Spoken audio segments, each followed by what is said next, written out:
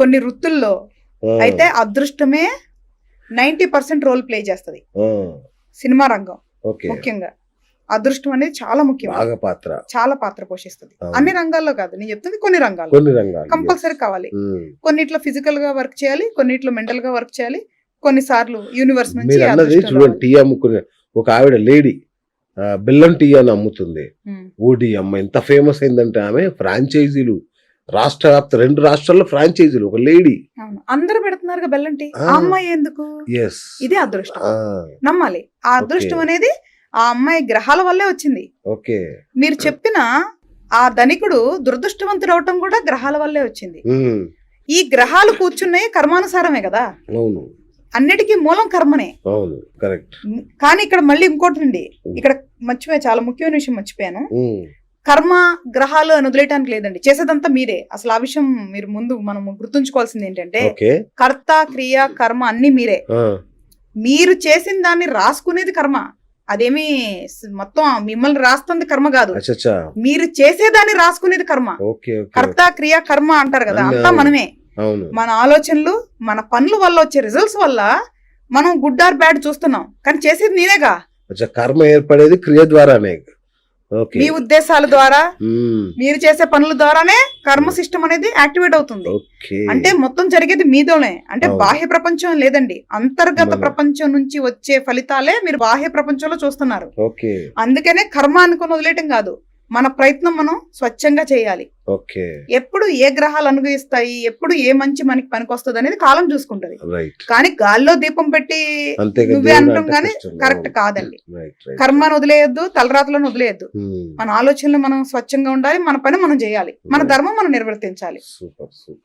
ఇంకొకటి మ్యామ్, మనం ఫస్ట్ అనుకున్నట్టుగా ఒకరు చేయి చూస్తారు, ఒకరు ఫేస్ రీడింగ్ అంటారు, ఒకరు వేలి ముద్రలు చూస్తారు, ఇట్లా రకరకాలు ఉన్నాయి, పామిస్ట్రీ ఏమేమో ఉన్నాయి, ఫేస్ రీడింగ్, స్వరశాస్త్రం అని, వీటన్నిటికీ అట్లాగే వేదిక ఆస్ట్రాలజీ, ఇప్పుడు మీరు ఏదైతే ప్రాక్టీస్ చేస్తున్నారో ఇవన్నీ ఒకే రకమైన రిజల్ట్ ఇస్తాయా?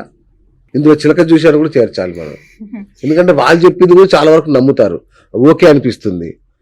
లేదండి, అన్ని వేరే. ఎట్లాగ ఇప్పుడు మనకి ఇన్ని రకాల కూరలు ఉంటాయో అలాగే ఇవి కూడా, వాటికి రకరకాల రుచులు, రకరకాలు ఏ కూర తింటే మన బాడీలో ఏం పని చేయాలి, ఎలాంటి ఫలితాలు రావాలో ఇవి కూడా అంతే. కానీ నేను చేస్తున్నాను, ప్రోగ్రామ్ చేశారు కాబట్టి గతంలో అద్భుతంగా నాకు చాలా ఇష్టం వంట చేయటం.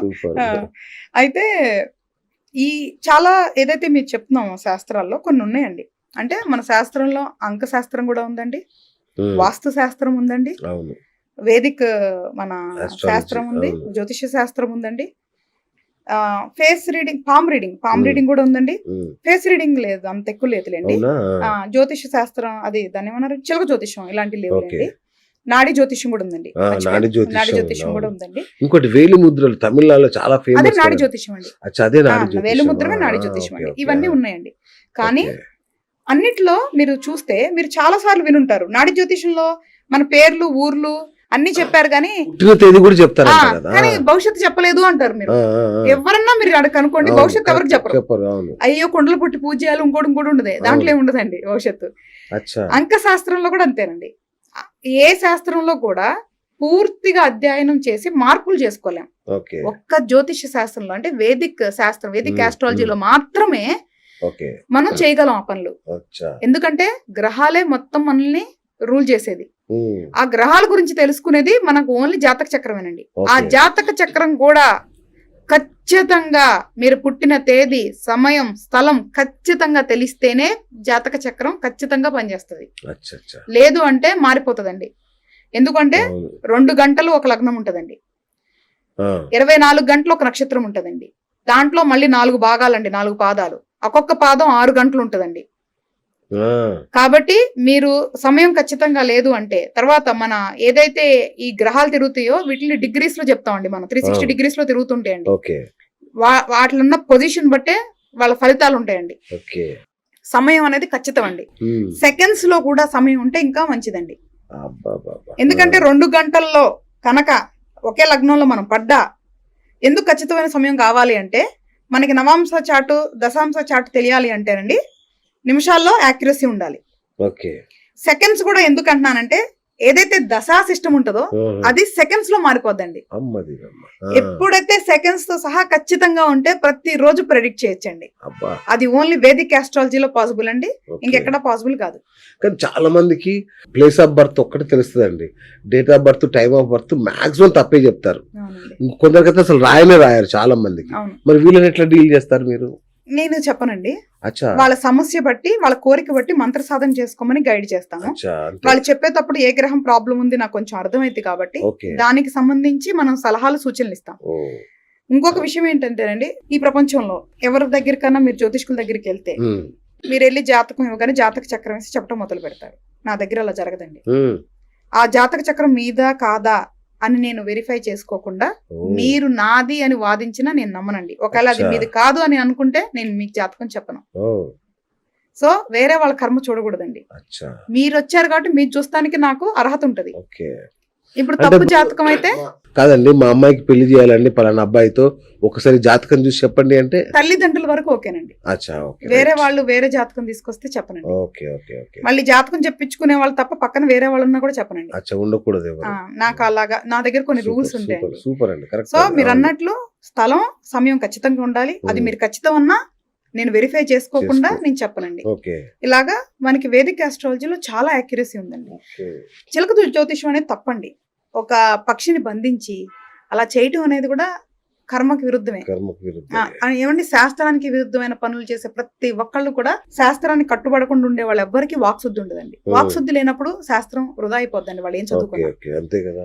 అందుకనే శాస్త్రం సంబంధించి నియమాలు పాటించే జ్యోతిషులు ఉమ్, అంతా పూర్తిగా చదువుకొని చెప్పే జ్యోతిష్కులు చెప్పే కొన్ని పని చేస్తాయండి వాక్శుద్ధి వల్ల. ఉమ్, ఇప్పుడు నేను ఉన్నానండి, మీరు నా దగ్గరకు వచ్చారు, పచ్చరాయి పెట్టుకోండి శ్రీనివాస గారు, మీకు పని చేస్తుంది అంట కదా. ఈ వాక్శుద్ధి వల్ల పనిచేస్తుందా, రాయి వల్ల కాదు. అంతే. మీ మీద ఉన్న నమ్మకంతో పని. అది రెండోది. ఇక్కడ వాక్శుద్ధి అండి, అంతే. మళ్ళీ అదే చెప్తున్నాను, నమ్మండి. అంతే మీరు మూర్ఖుడు దగ్గరికి వెళ్ళినా నమ్మండి దయచేసి. వెళ్తే గుడ్డిగా నమ్మండి, అంతే. అంటే డబ్బులు పోగొట్టుకునేది కాదు. వాళ్ళు పిచ్చి రాయిచ్చినా ఇది అద్భుతం అనుకుని నమ్మండి, అద్భుతాలు జరుగుతాయి. అంతే. సో కాబట్టి వేదిక ఆస్ట్రాలజీ ఈజ్ బెస్ట్ ఫాలో అండి. Okay right. మేము ఇప్పుడు అంటే మేము రోజు కొన్ని వందల మందితో డీల్ చేస్తుంటాం ప్రేక్షకులతో. అంటే మాకు ఫోన్ చేస్తుంటారు కదా, మేడం మా ఇంట్లో నిధి ఉందని డౌట్గా ఉంది మేడం, లేదంటే నేను అర్జెంటుగా కోటీశ్వరుని అయిపోవాలి మేడం, లేదంటే నాకు ఐశ్వర్య ఇలాంటి అమ్మాయితో పెళ్ళవాలి మేడం, ఇట్లా ఒక బ్యాచ్ ఉంటుంది. వీళ్ళు ఎట్లా డీల్ చేస్తారు మీరు? ఇట్లా అలవిమాల కోరికలతో వచ్చే బ్యాచ్ ఒకటి ఉంటుంది. భగవంతుడి దేవాలు నాకు చాలా తక్కువ. అంటే ముందే నా అన్ని చూసి అవగాహన ఉంటది వాళ్ళకి కూడా. పాప నిజం చెప్పాలంటే నన్ను చూడాలని వచ్చే వాళ్ళు చాలా మంది ఉంటారు. అంటే నా వీడియోస్ చూసి ఇన్స్పైర్ అయ్యి నాతో మాట్లాడాలనుకునే వాళ్ళు ఉంటారు. ఇప్పుడు కూడా సమయం వెచ్చించలేకపోతున్నా, చెయ్యాలి అనేదే ఉంది. చాలా వరకు ఒక అవగాహనతో వస్తారండి నా దగ్గరికి. ఎందుకంటే అంత స్టేట్మెంట్ ఇచ్చాక ఎందుకు వస్తారండి? నేను మీ తలరాత మార్చను, మిమ్మల్ని ఓవర్ నైట్ లజ్జేనా నేనే చెప్తుంటే ఎందుకు వస్తారు? కొంతమంది ప్రాక్టికల్ గా అర్థం చేసుకున్న వాళ్ళు మాత్రమే వస్తారు. వచ్చినప్పుడు కొంతమంది అడిగితే అవగాహన పెంచుతామండి.